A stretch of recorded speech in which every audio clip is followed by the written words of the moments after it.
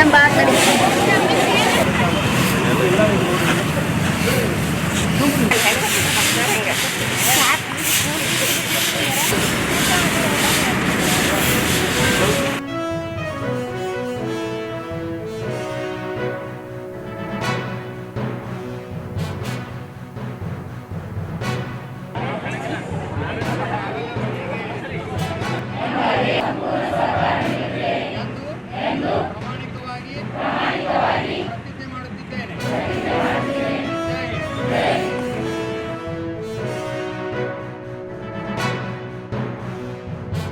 ಸ್ವಚ್ಛ ಭಾರತವನ್ನು ಹಮ್ಮಿಕೊಂಡಿದ್ದು ನಮ್ಮ ಜಿಲ್ಲಾ ಆಸ್ಪತ್ರೆಯಲ್ಲಿ ಸ್ವಚ್ಛತಾ ಕಾರ್ಯಕ್ರಮವನ್ನು ಹಮ್ಮಿಕೊಂಡಿದ್ದೇವೆ.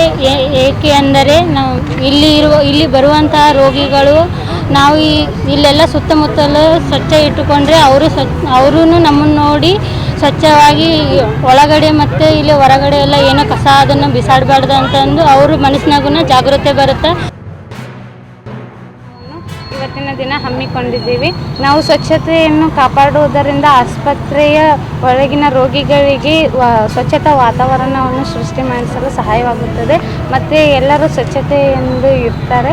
ಮತ್ತು ನಮ್ಮ ಆಸ್ಪತ್ರೆಯ ಸುತ್ತಮುತ್ತಲಿನ ಸ್ವಚ್ಛತೆಯನ್ನು ಇವತ್ತಿನ ದಿನ ಎಲ್ಲ ಸಿಬ್ಬಂದಿಗಳೊಂದಿಗೆ ಜಾಗೃತಿಯೊಂದಿಗೆ ನಾವು ಇವತ್ತು ಸ್ವಚ್ಛತೆಯನ್ನು ಹಮ್ಮಿಕೊಂಡಿದ್ದೇವೆ.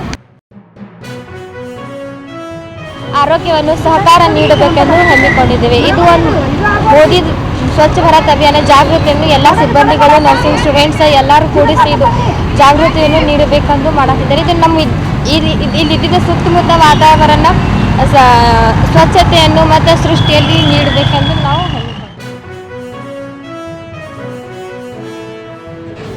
ಹಾಗಾಗಿ ನಾವು ನಮ್ಮ ಆವರಣವನ್ನು ತಿಂಗಳಿಗೆ ಒಂದು ಸಲ, ವರ್ಷಕ್ಕೆ 12 ಸಲ ಸ್ವಚ್ಛ ಮಾಡ್ತಾ ಇದ್ದರೆ ಒಂದು ಸ್ವಚ್ಛತಾ ಅರಿವು ವಿದ್ಯಾರ್ಥಿಯಲ್ಲಿ ಮೂಡುತ್ತೆ. ಅವ್ರ ಮನೆಯೂ ಅವ್ರ ಮನೆ ಸುತ್ತಮುತ್ತಲೂ ಸ್ವಚ್ಛ ಇರ್ತಾರೆ. ಹೀಗಾಗಿ ನಮ್ಮ ಬಿಜಾಪುರ ಒಂದು ಸ್ವಚ್ಛ ವಾತಾವರಣ ಕ್ರಿಯೇಟ್ ಮಾಡಿ ಇಲ್ಲಿ ಬರುವಂಥ ಪೇಷಂಟ್ ಮನದಲ್ಲಿಯೂ ಸಹ ಅವ್ರ ಮನೆಯಲ್ಲಿಯೂ ನಾವು ಸ್ವಚ್ಛ ಇಡಬೇಕು, ಜಿಲ್ಲಾಸ್ಪತ್ರೆ ಇಷ್ಟು ಸ್ವಚ್ಛ ಇಡ್ತಾ ಇದ್ದಾರೆ ಅಂತೇಳಿ ಒಂದು ವಿನೂತನವಾದ ಪ್ರಯೋಗನ ನಾವು ಮಾಡ್ತಾಯಿದ್ದೀವಿ. ಜೊತೆಯಾಗಿ ನಾವು ಪ್ರತಿ ವರ್ಷ ರೋಟ್ರಿ ಕ್ಲಬ್ ನಾರ್ತ್ ಆ ಒಂದು ಸಂಘ ಸಹಯೋಗದೊಂದಿಗೆ ಈ ಕಾರ್ಯಕ್ರಮ ಪ್ರತಿ ವರ್ಷ ಮಾಡ್ತಾ ಇರ್ತೀವಿ.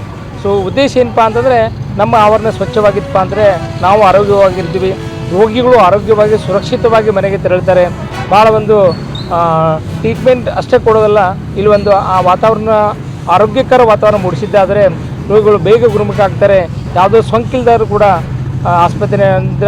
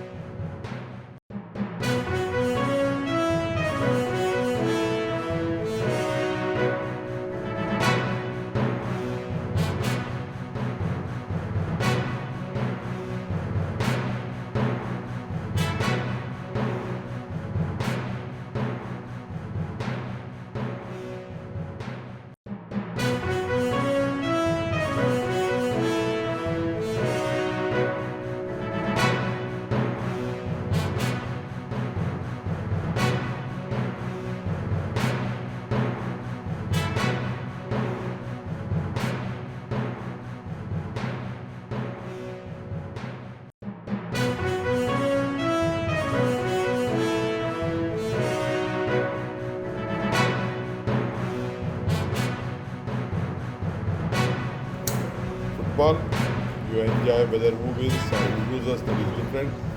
ಯಾರು ಗೆಲ್ಲಿ ಯಾರು ಸೋಲಿ ನೀವೆಲ್ಲ ಮಾಡಿ, ಆದರೆ ನಿಮ್ಮ ತಾಳ್ಮೆನ ಯಾರು ಕೂಡ ಕಳ್ಕೊಬಾರ್ದು. ನಾನು ಸರ್ಕಾರ ಪರವಾಗಿ ನಾನೆಲ್ಲ ನನ್ನ ಯುವಕರಿಗೆ ಮತ್ತು ಫುಟ್ಬಾಲ್ ಅಭಿಮಾನಿಗಳಿಗೆ, ಕ್ರೀಡಾಭಿಮಾನಿಗಳಿಗೆ ನಮ್ರತೆಯಿಂದ ನಿಮ್ಮೆಲ್ಲರಿಗೂ ಕೂಡ ನಾನು ಮನವಿ ಮಾಡ್ತೀನಿ. ಈಗ ಭರತ್ ಮೀಟಿಂಗ್ ಇದೆ, ಎಲ್ಲ ಡಿಸ್ಟ್ರಿಕ್ಟ್ ಬೋರ್ಡ್ನೆಲ್ಲ ರಿವ್ಯೂ ಮಾಡ್ತಾಯಿದ್ವಿ. ಭರತ್ಗೆ ಸಂಡೇ ಇದೆಯಾ, ಪೊಲೀಸ್ ಸಂಡೇ ಇದೆಯಾ, DC ಸಂಡೇ ಇದೆಯಾ, ಸೊ ನಮ್ಗೆ ಯಾವುದು ಸರ್ಕಾರ ನಾವು ಮಂತ್ರಿಗಳ ಸಂಡೇ ಇದೆಯಾ, 24 hours ಗೆಟ್ ವರ್ಕ್. ಸೊ ಅದಕ್ಕೆ ಸಂಡೇ ಆದರೂ ಕೂಡ ಇಡ್ತೀವಿ. ಅದಾದಮೇಲೆ ಸಾಯಂಕಾಲ ಸ್ಪೆಷಲ್ ಕ್ಯಾಬಿನೆಟ್ ಬರೋದು ವಿಚಾರನೆ ನಾನು ಬರೆದಿದ್ದೀನಿ. ಸೊ ಎಲ್ಲರಿಗೂ ಆದಮೇಲೆ ಏನೆಲ್ಲ ಮಾಡ್ಬೋದು ಅಂತ ಈಗಾಗಲೇ ನಾನು ಪ್ರತಿ ತಾಲೂಕು ಕೂಡ 1 ಕೋಟಿ ರೂಪಾಯಿ ಕುಡಿಯೋ ನೀರಿಗೆಲ್ಲ ವ್ಯವಸ್ಥೆ ಮಾಡಿದ್ದೀನಿ. ಇದಕ್ಕೆಲ್ಲ ಹೇಳಿದ್ದೀನಿ, ಅದಕ್ಕೆಲ್ಲ ನಿರ್ಣಯಿಸ್ಕೊಳ್ಬೇಕು. ಅದಕ್ಕೋಸ್ಕರ ಇವತ್ತು ನಾವು